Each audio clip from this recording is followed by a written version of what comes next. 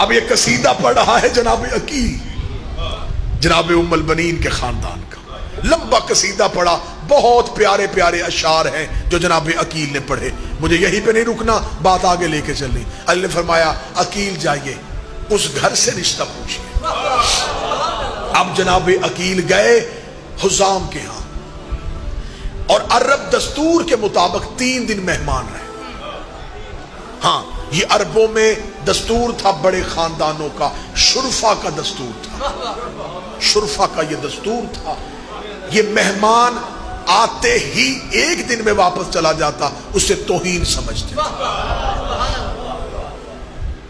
آج تو ہمیں انتظار ہوتا ہے نا کہ جلدی جلدی کیا نوش فرمائیں گے، تو آپ کتنے بجے تک نکل جائیں گے. شرفا کا دستور تھا کہ مہمان کم از کم 3 دن گھر رکھو تاکہ اسے ہمارے خسائل کا پتہ چل سکے. کسی کے گھر جاؤ تو پتہ چل جاتا ہے کہ خصلتیں اور عادات کیا ہیں. چاہتے تھے حزام کی عقیل 3 دن رکے.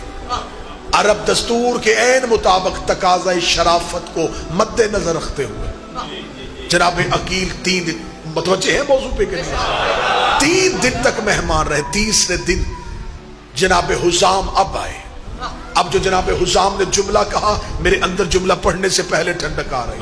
جناب حزام جناب عقیل کے پاس آ کے بیٹھے، آ کے کہتے اے رئیس مکہ،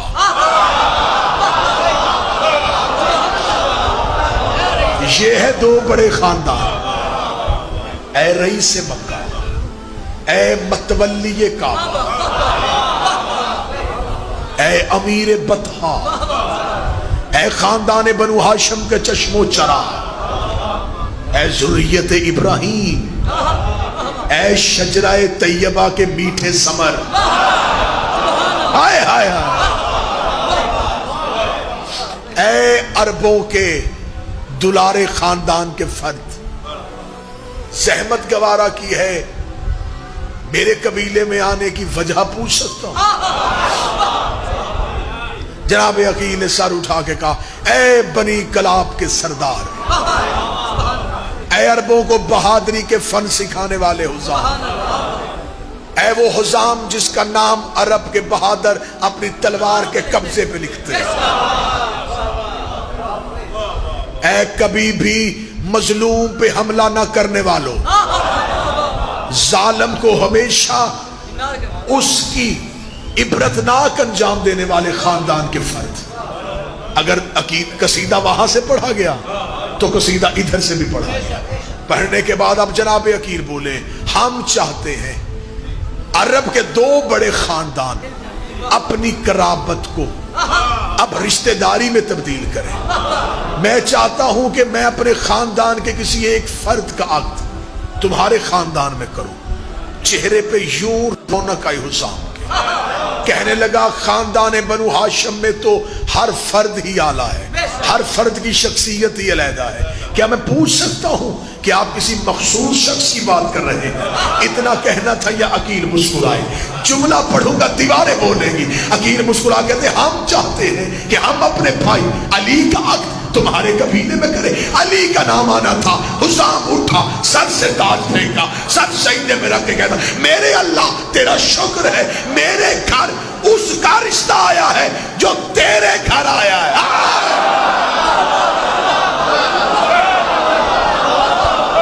میرے اللہ تیرا شکر ہے، میرے گھر اس کا رشتہ آ گیا.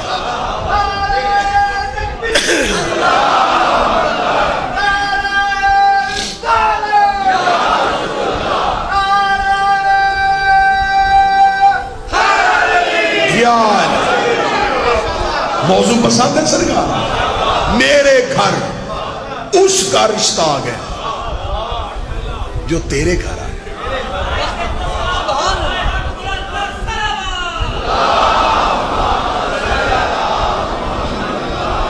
اے عقیل، خوش قسمتی کی انتہا، میری بیٹی اس گھر میں بہو بنے گی جہاں محمد کی بیٹی ہے. اگلی سطر پڑھوں تو سید مجھے دعا دینا. جناب حزام بولے با خدا میں اپنی قسمت پہ رش کر رہا ہوں, میرے گھر کی بیٹی اس دہلیز کا سجدہ کرنے جا رہی ہے جہاں تارے سجدے کرتے ہیں.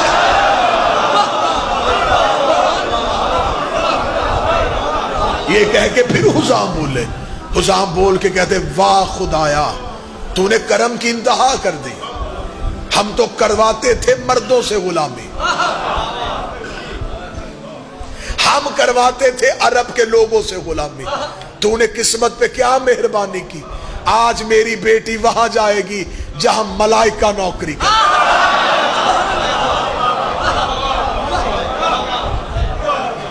آنکھوں میں خوشی کے آنسو, دونوں ہاتھ ماتھے پہ رکھے گا, شکریہ عقیل تم نے اس خاندان کو اس قابل سمجھا کہ ہم وہی والے خاندان کے ساتھ رشتہ داری میں منسلک ہو جائیں.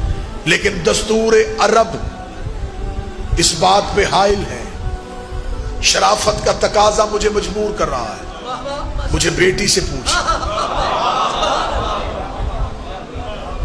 یہ ہے شریف خاندانوں کی نشانی. یہاں گھر جا کے رشتے نہیں دیے جاتے,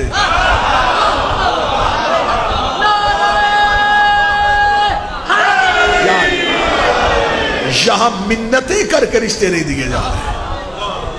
اتنے بڑے خاندان کا فرد بیٹھا اور باپ کہہ رہا ہے کہ میں بیٹی سے پوچھوں. گھر کے اندر آئے, جناب فاطمہ کلابیہ کی ماں سے کہا پردے کا انتظام کرو, میں بیٹی سے بات کرنا چاہتا ہوں.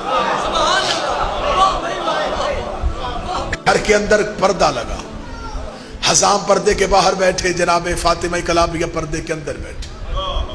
جناب حزام نے آگے کھڑا کیا ام البنین کی ماں کو, کھڑا کر کے کہا پوچھئے بیٹی سے کہ ہمارے مہمان خانے میں عرب کا بہت بڑے خاندان کا فرد عقیل اپنے بھائی علی ابن ابی طالب کا رشتہ لے کے آیا ہے, آپ اس رشتے کے بارے میں کیا کہتی ہیں؟ اب سطر سننا اور دلوں میں عباس کی مودت کو سمندر بنا دینا. اتنا کہنا تھا کہ جناب فاطمہ کلابیہ پردے کے پیچھے سے بولی, دیکھ کے کہتی اے اماں جان, ہمارے خاندان کی مستورات کو یہ خبر نہیں ہوتی کہ ہمارے مہمان خانے میں کون مہمان ٹھہرا ہوا ہے. ہم اس بارے میں کبھی دلچسپی نہیں لیتی کہ ہمارے مردوں سے کون مرد ملنے کے لیے آیا ہے. مجھے اس بات سے غرض نہیں کہ 3 دن سے وہ کون سا باعزت فرد ہے جو ہمارے گھر کا مہمان بنا ہوا ہے, لیکن اماں میں یہ جانتی ہوں آج تیسری رات ہو گئی, ہر رات ایک بی بی میرے حجرے میں آ رہی ہے, ہر رات ایک بی بی میرے حجرے میں آ رہی ہے. اماں میں اس کے چہرے کی زیارت سے محروم تھی. اماں یہ جو کل والی رات گزر گئی ہے جب وہ بی بی میرے حجرے میں آئی, اماں مجھے عزت قبیلہ کی قسم ہے وہ بی بی اکیلی تو نہیں تھی, اس کا ایک پلو مریم نے اٹھایا ہوا تھا, ایک حوا نے اٹھایا ہوا تھا, ایک آسیہ نے اٹھایا ہوا تھا, ایک سارا نے اٹھایا ہوا تھا. وہ بی بی میرے قریب آئی, اس نے اپنے ہاتھ سے ایک چاند نکال کے میری گود میں رکھا اور رکھ کے کہا مبارک ہو تو میرے بیٹے کی ماں بن رہی ہے. تو میرے بیٹے, تو میرے بیٹے کی ماں بن رہی, مبارک ہو تو میرے بیٹے کی ماں بن رہی. جناب ام البنین کہتی ہیں, اور جناب ام البنین کی والدہ نے بھی خواب دیکھا تھا. میں جناب ام البنین کی والدہ کا خواب سناؤں گا, پھر ام البنین کا خواب, پھر حقیقت عباس, اور آپ کو سلام. جناب ام البنین کی والدہ گرامی کہتی ہیں کہ میں نے خواب دیکھا تھا, ابھی ام البنین دنیا میں نہیں آئی تھی. بی بی کہتی میں نے خواب دیکھا ہے کہ آسمان سے بارش کے قطرے گرے اور میرے ہاتھ پہ آ کے جم گئے اور ایک ہیرے کی صورت اختیار. بی بی کہتی میں نے خواب میں مٹھی کو بند کر لیا. صبح کو خاندان کے سب سے بڑے بزرگ کے پاس گئے, جا کے پوچھا خواب کی تعبیر بتائیے. بزرگ نے ماتھا چوم کے کہا اللہ تجھے ایک بیٹی دے گا جو بہت باعزت اور بانصیب ہو. مٹھی بند کرنا اس بات کی تعبیر ہے اس کی حفاظت کرنا. جناب فاطمہ کلابیہ دنیا میں آ گئی. اس بی بی کی جو کنیت ہے نا ام البنین کا ترجمہ ہے بیٹوں کی ماں. یہ شادی سے پہلے بھی ام البنین تھی. یہ بات میں نے ممبر سے بڑی ذمہ داری کے ساتھ کی ہے. بی بی کی کنیت شادی کے بعد بیٹوں کے ہونے کے بعد ام البنین نہیں. بی بی کو شادی سے پہلے قبیلے کی عورتیں ام البنین کہتی تھی. آپ مجھ پہ سوال کرے کیوں؟ جیسے ماں کو خواب آیا تھا ویسے ہی بی بی کو خواب آیا. بی بی کہتی اماں میں نے خواب دیکھا ہے، میں اپنے گھر کے صحن میں بیٹھا، آسمان سے 3 تارے اور ایک چاند ٹوٹا، وہ چاند میری گود میں آ گیا، تاروں نے میرا طواف کیا. بی بی نے بیٹی کا ہاتھ پکڑا، اسی بزرگ کے پاس چلی گئی جس سے اپنا خواب پوچھا تھا. اب وہ زیادہ ضعیف ہو چکے تھے. جا کے کہا خواب اب میری بیٹی نے دیکھا ہے، اب بتائیں اس کی تعبیر کیا ہے. انہوں نے ماتھا چوم کے کہا اللہ ایک چاند دے گا، 3 اور بیٹے دے گا. جو تیری گود میں آیا ہے وہ چمکتا ہوا چاند، قبیلے میں مشہور ہو گیا 4 بیٹوں کی ماں. ام البنین نام مشہور ہو گیا. عقد طے ہوا، نکاح خود علی نے پڑھا. ڈولی آئی سادات کے دروازے پہ، سیدوں کے دروازے پہ بی بی ام البنین کا آنا تھا. شہزادی نے اترتے ہی پاؤں نہیں رکھا، اپنا سر دہلیز سیدہ پہ رکھ کے کہا الحمدللہ رب العالمین، تعریف ہے اس اللہ کی جو عالمین کا رب، اس نے مجھے اس گھر کی کنیزی کے لیے چن لیا. پھر اس کے بعد بی بی نے یوں رخسار رکھا، اپنی دائیں آنکھ کو جنت البقیع کی طرف کیا، رو کے کہا بنت پیغمبر گواہ رہنا، مالکن بن کے نہیں کنیز بن کے آ.